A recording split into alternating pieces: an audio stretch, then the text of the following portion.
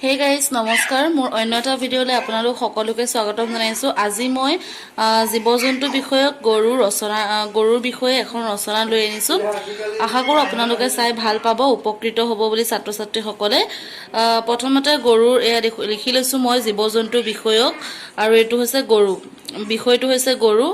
আৰু সকলো ৰচনাতে প্ৰথমে আৰম্ভণি আৰু শেষত সামৰণি আৰু মাজভাগ থাকিব লাগে। সেইকাৰণে মই আৰম্ভণিৰ পৰাই ষ্টাৰ্ট কৰিছোঁ। আৰম্ভণি। গৰু এবিধ চাৰিঠেঙীয়া জন্তু। গৰু মানুহে পোহে। পোহনীয়া জন্তুবোৰৰ ভিতৰত গৰুৱেই মানুহৰ সবাতোকৈ উপকাৰী জন্তু। গৰু তৃণভোজী প্ৰাণী। গৰু সকলো দেশতে পোৱা যায়। এইখিনি হৈছে আৰম্ভণি। এতিয়া আমি আহোঁ আকৃতিলৈ।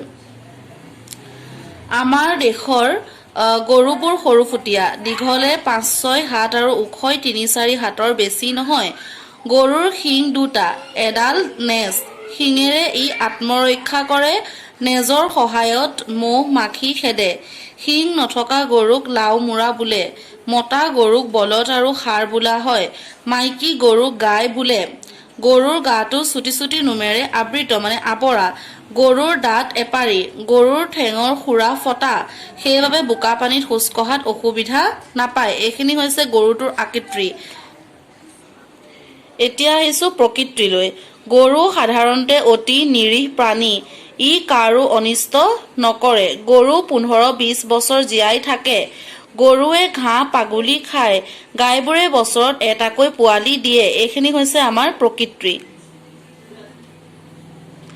এতিয়া আহোঁ বৰণলৈ, গৰুৰ ৰঙলৈ।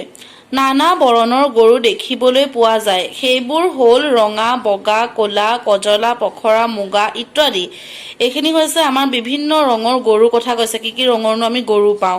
আৰু ৰচনা লিখোঁতে এনেদৰে যদি আমি ভাগ কৰি লওঁ, তেতিয়া ৰচনাখন মুখস্থ কৰিবলৈ সহজ হয় আৰু পটককৈ মনত ৰয়। পৰীক্ষাৰ কাৰণে এনেদৰে আমি ভাগ কৰি ল'লে বেছি সুবিধা হয়। এতিয়া আহোঁ পোৱা ঠাই, আমি গৰু ক'ত ক'ত পাওঁ। পৃথিৱীৰ সকলো ঠাইতে গৰু পোৱা যায়। সকলো ঠাইতে আমি গৰু দেখোঁ। ভাৰতবৰ্ষৰ হলেণ্ডত অধিক পৰিমাণে গৰু পোৱা যায়। আৰু যিটো বিষয়ত আমাক ৰচনা দিয়ে, সেই বিষয়টো আমি ভালদৰে জনাটো দৰকাৰ আৰু মনতে নিজে এবাৰ ফহিয়াই ল'ব লাগে। তাৰপিছত এনেদৰে ভাগ কৰি লিখিব লাগে। এতিয়া আহোঁ আমি প্ৰতিপালনলৈ। গৰুনো আমি কেনেদৰে প্ৰতিপাল কৰিব লাগে। গৰু পুহিলে তাৰ ভালকৈ যতন ল'ব লাগে। গৰু গোহালি ঘৰ চাফ চিকুণকৈ ৰাখিব লাগে। গৰুক অধিক পৰিশ্ৰম কৰাব নালাগে। এইখিনি হৈছে আমাৰ প্ৰতিপালন। এতিয়া আহোঁ গৰুৰ উপকাৰিতা, গৰুৰ পৰানো আমাক কি উপকাৰ হয়। গৰু মানুহৰ উপকাৰী জন্তু। গৰু গাখীৰ অতি পুষ্টিকৰ খাদ্য। গাখীৰৰ পৰা দৈ, মাখন, ঘিউ, চানা, মিঠাই প্ৰস্তুত কৰা হয়। মতা গৰুৱে হাল বায়। গৰুৰ ছালৰ পৰা জোতা, বেগ, ব্লেড আদি তৈয়াৰ কৰা হয়। এইখিনি হৈছে আমি গৰুৰ পৰা পোৱা উপকাৰবিলাক। আৰু এতিয়া আহিছোঁ সামৰণি। সদায় ৰচনাখনৰ শেষত সামৰণি থাকিবই লাগিব। সেইটো কাৰণে মই সামৰণি শেষত দিছোঁ।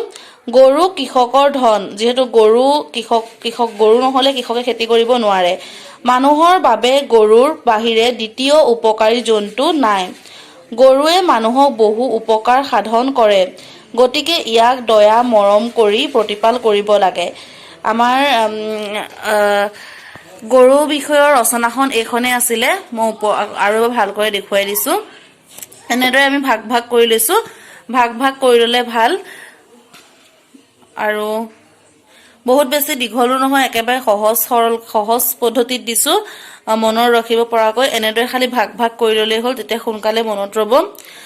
ভিডিঅ'টো কেনেকুৱা লাগিলে জনাব কমেণ্ট বক্সত। আৰু যদি ভাল লাগিলে লাইক, কমেণ্ট, শ্বেয়াৰ, ছাবস্ক্ৰাইব কৰি দিব চেনেলটোত।